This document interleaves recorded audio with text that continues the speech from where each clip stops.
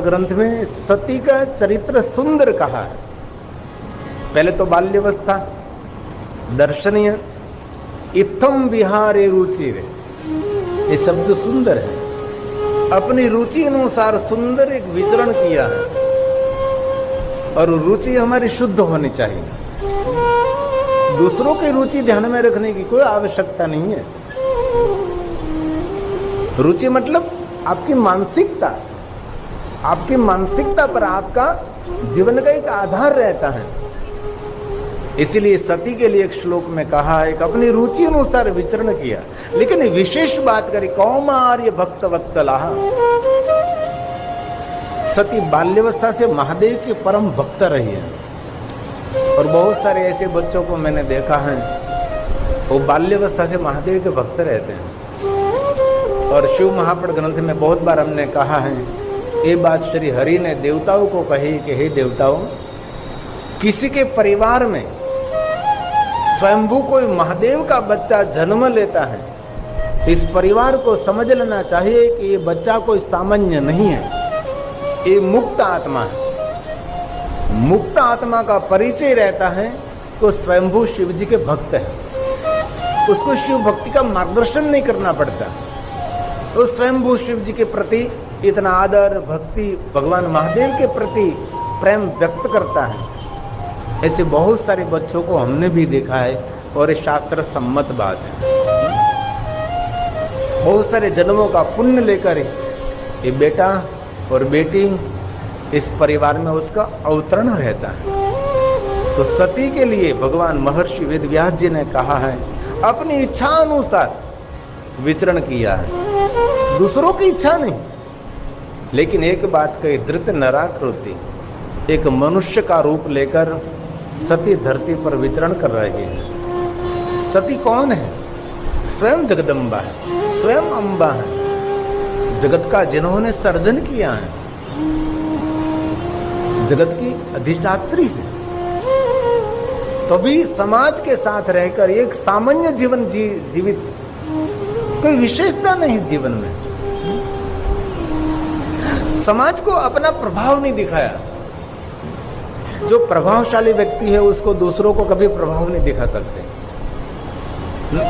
दिखाते ही नहीं है। जिनके पास कोई प्रभाव नहीं है वही दूसरों को प्रभाव दिखाने का प्रयास करते हैं। अभी मैं एक वक्ता को सुन रहा था, तो पहला दिन था, इसलिए कथा का कोई ऐसा नहीं था, मानसिकता कथा की उसकी बनी नहीं थी। मैंने देख लिया कि कथा की मानसिकता उसकी नहीं बनी। कभी कभी कथा की मानसिकता नहीं बनती, तो उससे गलती से बोल दिया उसने कि आज प्रभाव नहीं पड़ा, कल पाड़ेंगे। बोलना था उसको, आज कथा का प्रकाश नहीं पड़ा तो कल कथा का प्रकाश पाड़ना, मैं जरूर पाड़ूंगा, ऐसा कहना था। लेकिन उसके प्रकाश के बदले शब्द हो गया प्रभाव। जो स्वयंभू प्रभावित है उसको प्रभाव दिखाने की कोई जरूर नहीं है ना। आपकी ऊर्जा, आपकी रहन सहन, आपकी वाणी, आपका व्यवहार, आपका भाव, वही आपका परिचय है। आपने किस ब्रांड के कपड़े पहने हैं, आपका अवतरण किस कुल में हुआ है, जरूर उसका कोई महात्म्य होगा।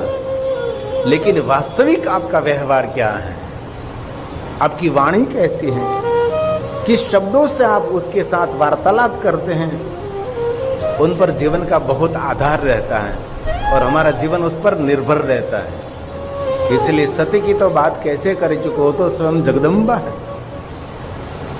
सती अपना वास्तविक जीवन ब्रजेश नगर में बाल्यावस्था से लेकर किशोरावस्था से लेकर युवावस्था तक, और शिव महापुराण ग्रंथ में सती ने जो सारे व्रत किए हैं उनका भी वर्णन है। इसमें पकाया हुआ कुछ भी नहीं खाया उस सती ने, सब कुछ कच्चा ही खाया है। आसो मास से व्रत का प्रारंभ किया था, दूसरा कार्तिक आया, अभी भी ये श्राद्ध पूर्ण होने के बाद आसो मास की शुरुआत हो जाएगी, शरद पूर्णिमा। वहां से सती ने व्रत का प्रारंभ किया था।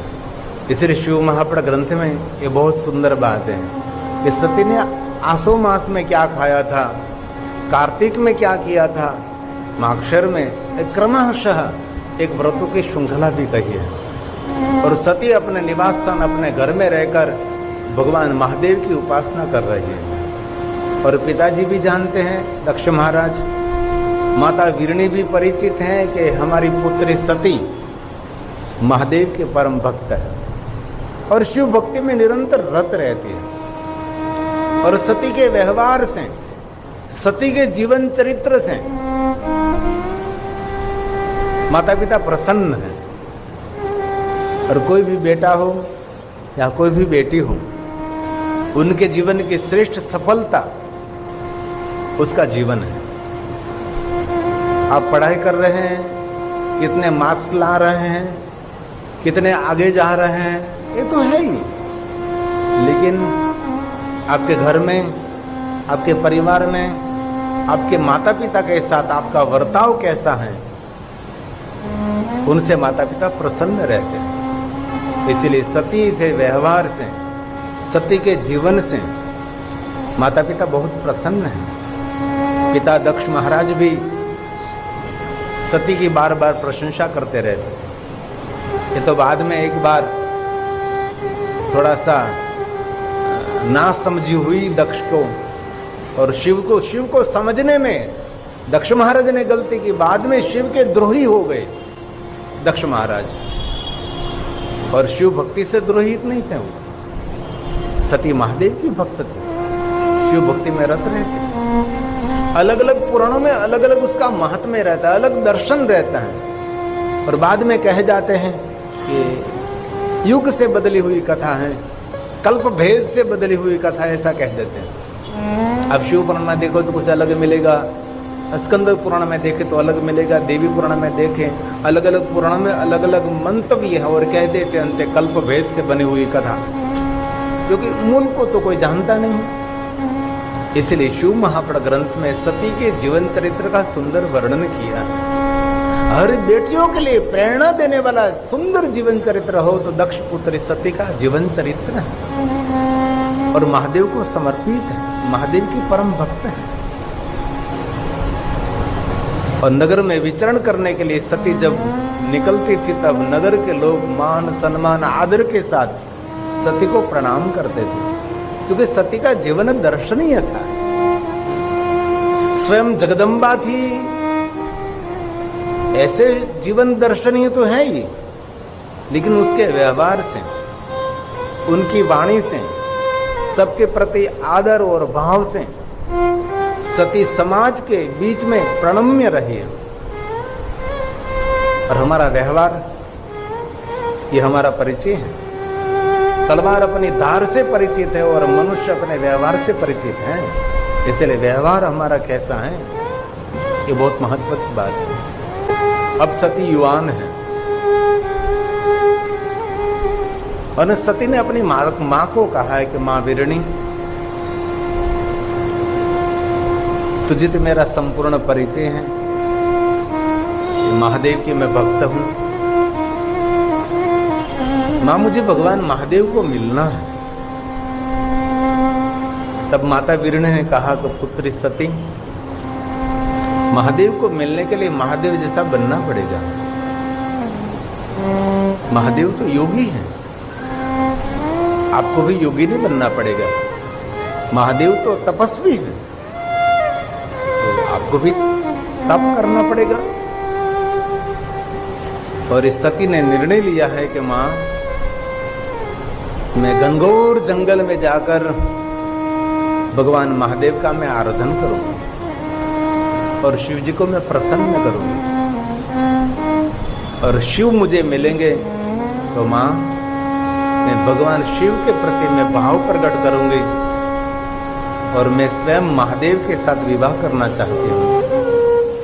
सती ने संकल्प लिया है और सती ने माँ को कहा कि माँ, आप जो मुझे कहे तो मैं कठिन तपस्या करूं। माँ ने प्रसन्नता पूर्वक कहा है और दक्ष महाराज ने भी अनुमति दी है। नगर में सबको पता लगा कि दक्ष महाराज की पुत्री सती हिमालय पहाड़ों के कंदरा में तप करने के लिए जा रही है। सबने प्रसन्नता व्यक्त की। ज्येष्ठी लोग, जो श्रेष्ठ लोग थे, जो सज्जन थे, सब सती की बहुत सारी प्रशंसा करने लगे कि युवावस्था में हिमालय पहाड़ में जाकर वो तपस्या करेंगी। एक नई बात हो रही थी और हमने तो बहुत बार कथा में कहा है, यात्रा करने की इच्छा है तो युवावस्था में यात्रा कर लीजिए, और तप करना है तो युवावस्था में तप कर लीजिए।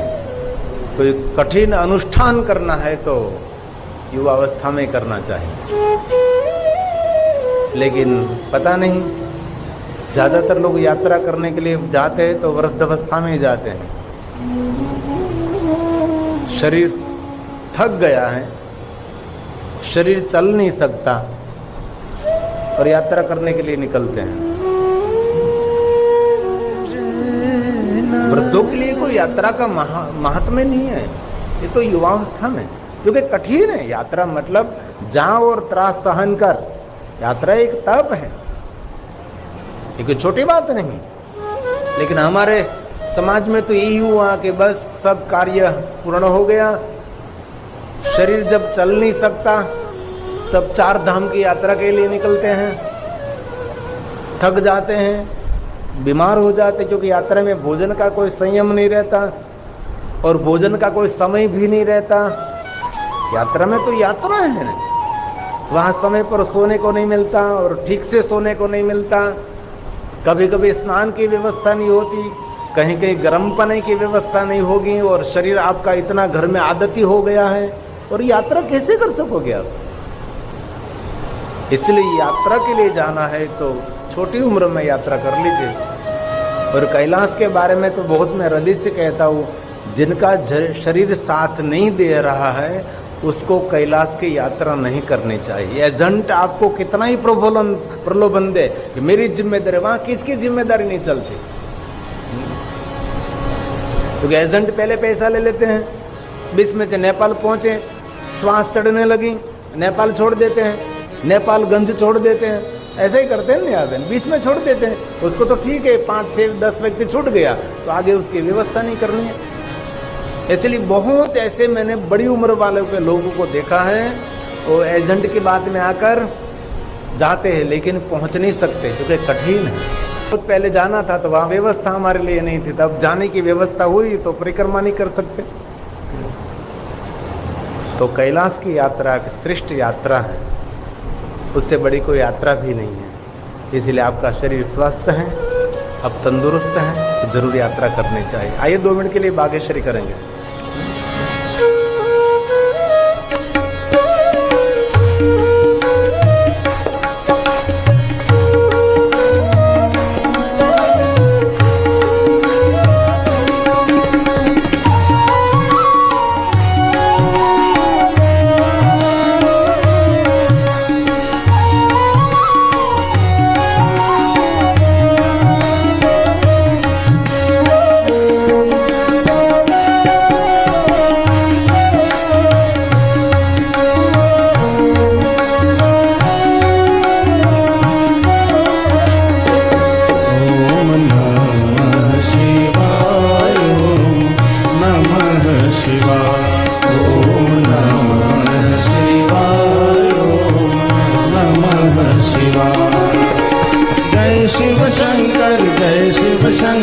जय शिव शंकर देवा, जय शिव शंकर, जय शिव शंकर, जय शिव शंकर देवा।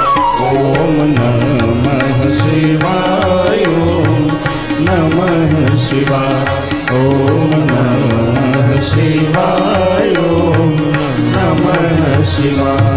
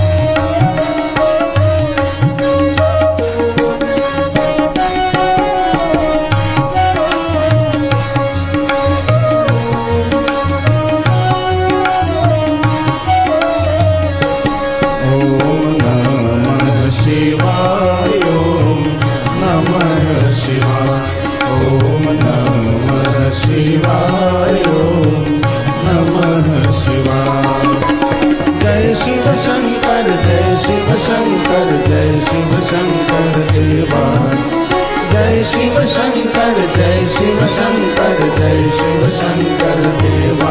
ओम नमः शिवाय ओम नमः शिवाय ओम नमः शिवाय ओम नमः शिवाय।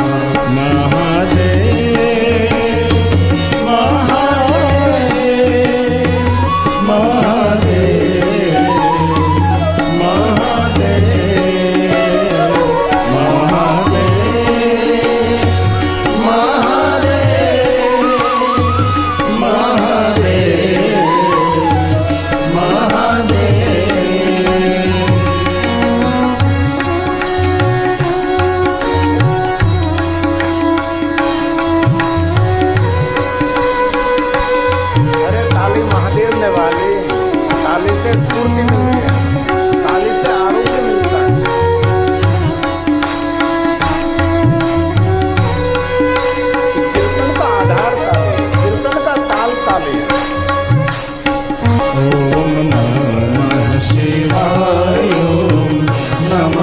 शिवाय ओम नमः शिवाय ओम नमः शिवाय। जय शिव शंकर जय शिव शंकर जय शिव शंकर देवा। जय शिव शंकर जय शिव शंकर जय शिव शंकर देवा। ओम नमः शिवाय ओम नमः शिवाय ओम नमः शिवाय ओम नमः शिवाय। महादेव महादेव महादेव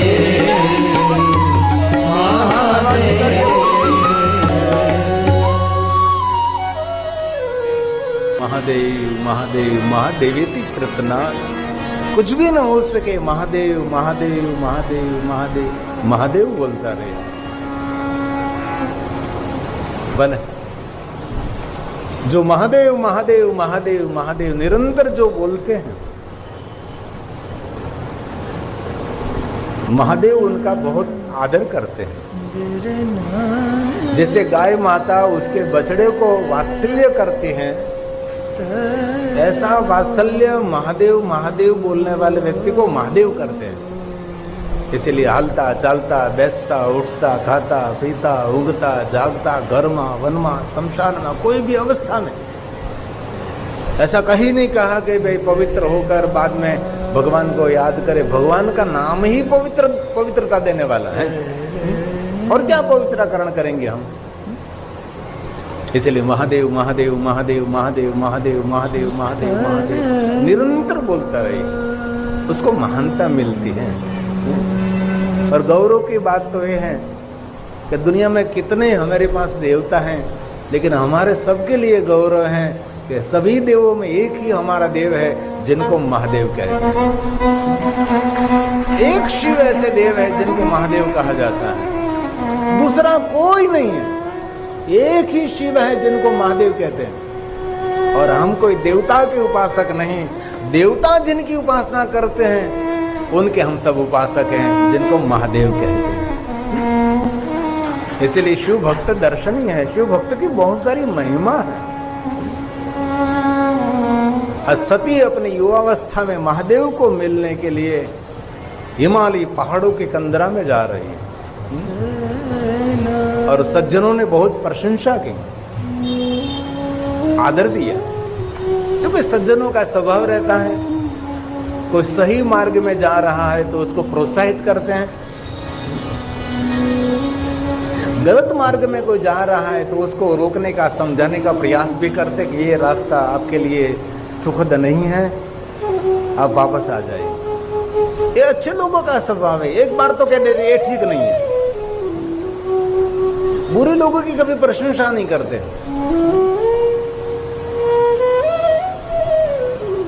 और दक्ष प्रजापति प्रजिष्ठ नगर में जितने श्रेष्ठ और दृष्टि लोग थे उन लोगों ने सती को प्रोत्साहित किया है। कोई भक्ति मार्ग में जा रहा है तो उसको प्रोत्साहित करिए, तो अच्छे कार्य के लिए प्रेरित हो रहा है तो उसको प्रोत्साहित करिए।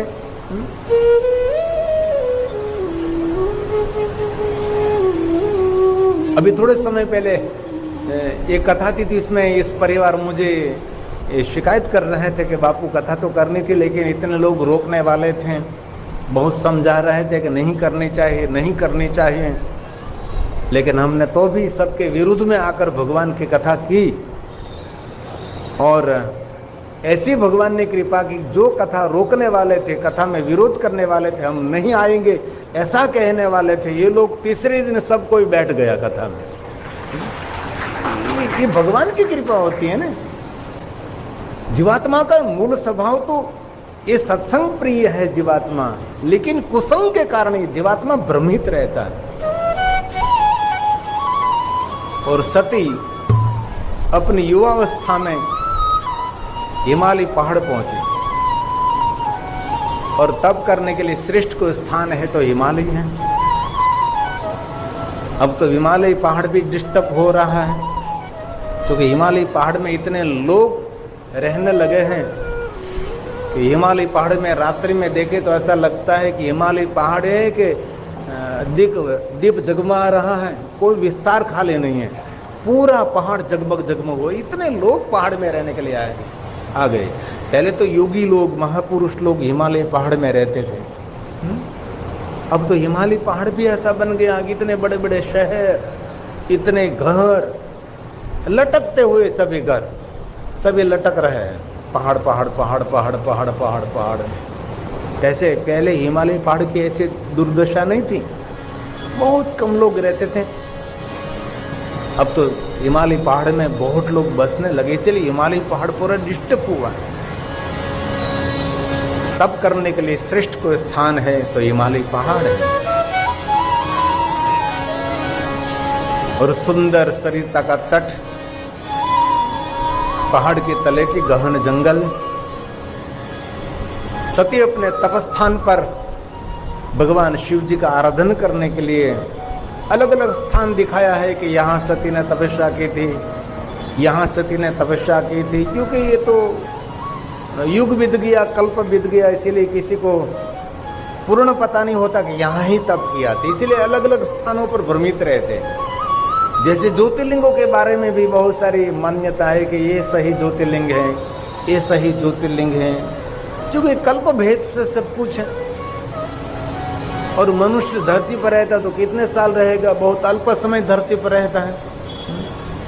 कभी कभी विचार उठता है कि भगवान द्वारकाधीश की द्वारका नगरी, अभी जो द्वारका है उससे 30 किलोमीटर समंदर में है, तो 5000 साल में 30 किलोमीटर समंदर आगे आ गया।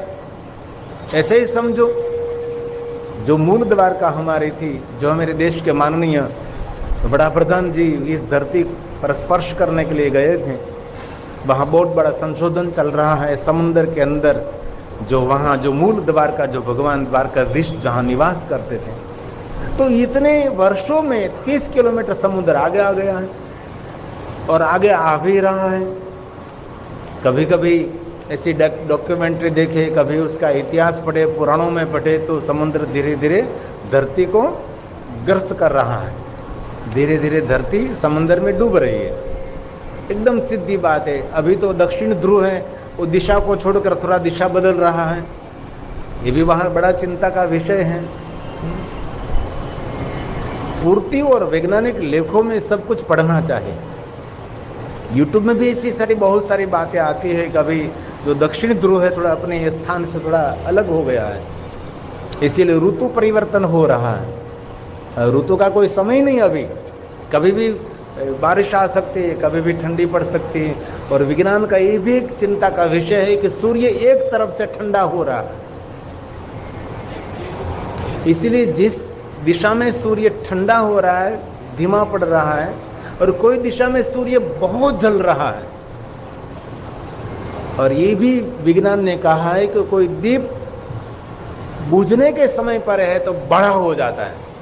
कोई दीप हम करते हैं तो पहले जहाँ तक उसमें दिवेल है वहाँ तक ठीक से, दिवेल खाली हो गया, और बाद में दीप की ज्योति छोटी नहीं रहती, दीप की ज्योति बहुत बड़ी हो जाती है। बड़ी होने के बाद धीरे धीरे दीप शांत हो जाता है।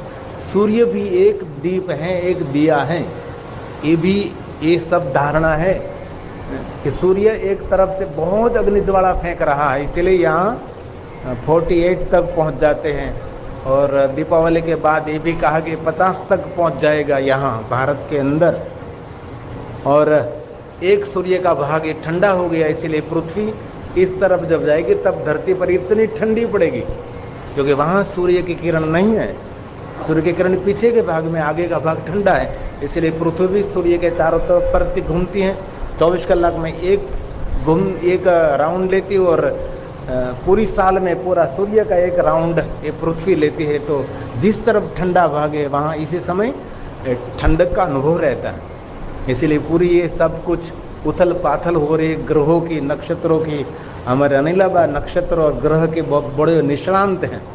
ये बड़ली में महादेव का नाम रहता है, उसकी कुंडली क्या करें हैं? ये बड़े ज्योतिष शास्त्र से रुचि रखते हैं। बहुत सारी पुस्तकें भी हमारे अनिलाबा ने लिखी हैं, बहुत बड़े पढ़े लिखे हैं। और हमारे लिए गौरव की बात है कि हमारे महादेव के भक्त हैं। जिनको महादेव की भक्ति मिली है बड़ा भाग्यवान है, उससे बड़ा कोई भाग्य नहीं है। तो सती आज हिमालय पहाड़ में भगवान महादेव का आराधन कर रहे हैं। आराधन का अर्थ है भगवान के प्रति दिन प्रतिदिन हमारे भाव की वृद्धि होनी चाहिए। महादेव के प्रति हमारी जो भक्ति है इनमें वृद्धि होनी चाहिए। आप शुरुआत में एक माला करते हैं तो आपका मन कहना चाहिए कि नहीं दूसरी कर लूंगा, और 2 करी तो मन फिर से कहता है कि नहीं और भी 3 कर ले। ऐसे भाव बढ़ता है। और एक समय ऐसा आता है जीवन में कि माला छोड़ने का मन ही नहीं करता। इसीलिए हमारे भक्त माला निरंतर हाथ में रखते हैं। कभी आपको कोई कहे कि भाई आप क्यों माला लेकर घूमते फिरते रहते हैं, लेकिन मन ही ऐसा निर्माण हो गया कि माला छोड़ने की इच्छा ही नहीं हो रही है। અને ઘણા એવા હોય, ગુરુ મહારાજે કહ્યું ભાઈ રોજ તું 5 માળા કરજે, 10 માળા કરજે, એટલે ગુરુ મહારાજે કહ્યું છે એટલે 10 માળા કરવાની। 10 માળા પૂરી થાય કે પત્યું, એને તો પત્યું કે પૂરું થયું, એમ કે ગુરુ મહારાજે કીધું એટલે કરવી જ પડે એમ। અને એ પૂરી થાય ને એટલે એમ થાય કે હા પત્યું। उसको भक्ति नहीं कहते। भक्ति तो उसको कहते हैं, एक स्तोत्र का पाठ किया तो मन कहता है कि नहीं दूसरे स्तोत्र का पाठ कर लें।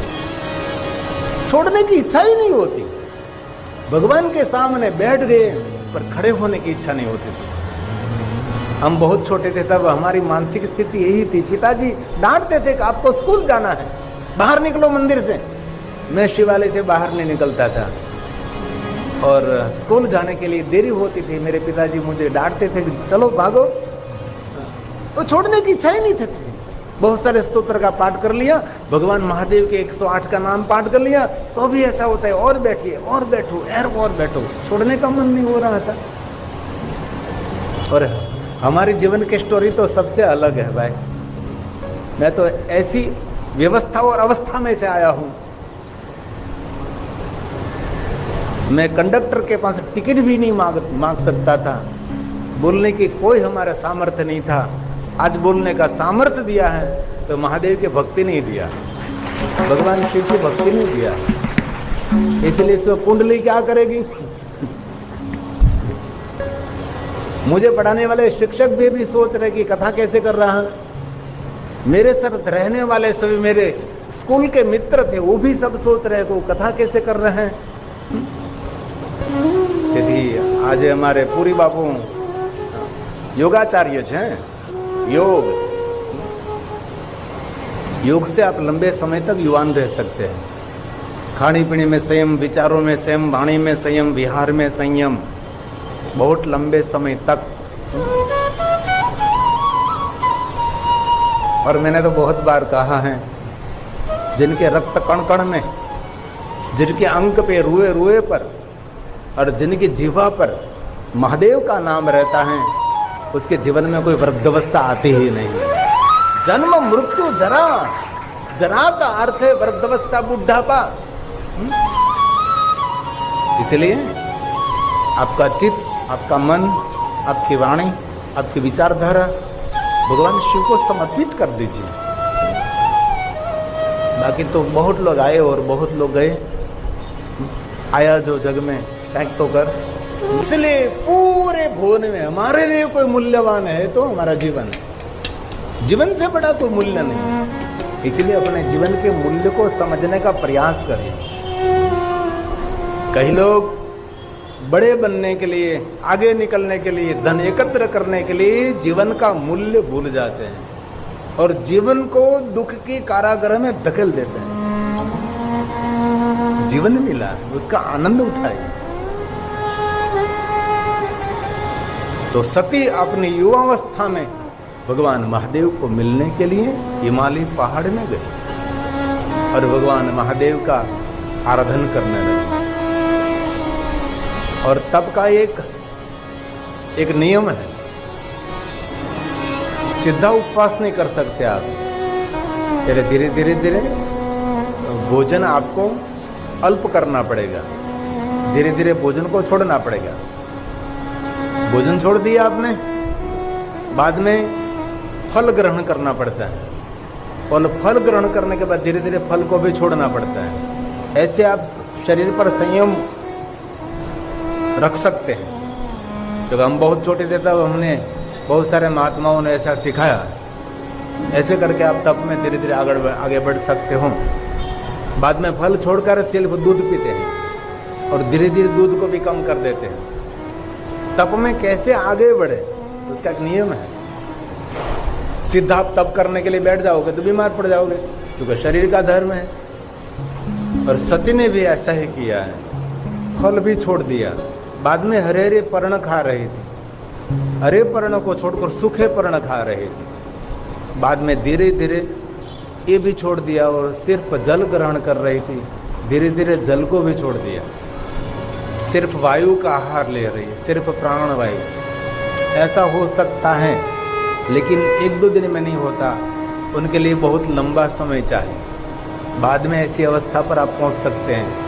हमने बहुत बाल्यावस्था में ऐसे बहुत सारे प्रयोग किए कि पानी के बिना आप बहुत समय तक रह सकते हैं, लेकिन उसके अंदर योग करना, योग मतलब धीरे धीरे धीरे धीरे आगे बढ़ सकते हो आप। सती ने भी ऐसे ही तप किया, एक दिन में बैठ गई और सबको छोड़ दिया, ऐसा नहीं होता। धीरे धीरे तप में आगे बढ़ते हैं। भक्ति मार्ग में भी ऐसा ही करो, धीरे धीरे आगे बढ़ो। आम कथा आपने समरा काढ़ी जाए એવું નહીં પાછું। કથા સાંભળ્યા પછી ધીરે ધીરે ભક્તિમાં પ્રવેશ કરો। ભક્તિમાં એવી રીતે પ્રવેશ કરો કે તમારા પરિવારને, તમારા ઘરના સભ્યોને પણ ખબર ન પડે। નકર કથા સાંભળીને એવી ભક્તિ લાગી જાય, એવી ભક્તિ લાગી જાય એ કેટલા દિવસ સુધી, 10 દિવસ સુધી પાછી હતી ત્યાં ને ત્યાં। એટલે એવું નહીં હતો ત્યાંનો ત્યાં, એવું નહીં। धीरे धीरे धीरे आगे बढ़ो। अब सती ने कठिन तप का प्रारंभ किया। ऊपर से सूर्य अग्नि वर्षा, चारों तरफ से अग्नि, जिनको धुनी तप कहते हैं। अग्नि के बीच में रहना, और ये चैत्र मास में किया जाता है। सूर्य पूरा पूरा प्रकाशित है तब, और चैत्र मास में भी समय 12 बजे से 3 बजे का समय होता है। तब चारों तरफ अग्नि प्रकट करें। हमारे पिताजी ऐसा तप करते थे, हमने देखा है। हम देख भी नहीं सकते थे, हमेशा तो तप नहीं करते, लेकिन चारों तरफ ये 1000 वोल्ट वाली लाइट है चारों तरफ, इधर से इधर से इधर से, सामने सामने चारों तरफ देखो। ये इतने नजदीक है, क्योंकि पारिवारिक आयोजन है, इससे लाइट के बिना रिकॉर्डिंग नहीं हो सकता, इसलिए लाइट की भी आवश्यकता रहती है। बड़ी बड़ी कथा में 15000 वोल्ट सामने रहता है, इतना स्टेज गर्म रहता है। ऐसी तो ठीक मन को मनाने के लिए रखते हैं, है ना, मन को मनाने के लिए, बाकी कोई काम नहीं करता हो। इतनी ताप पड़ती है यहाँ। धूणी रे दखावी बेलिया में तारा नाम में।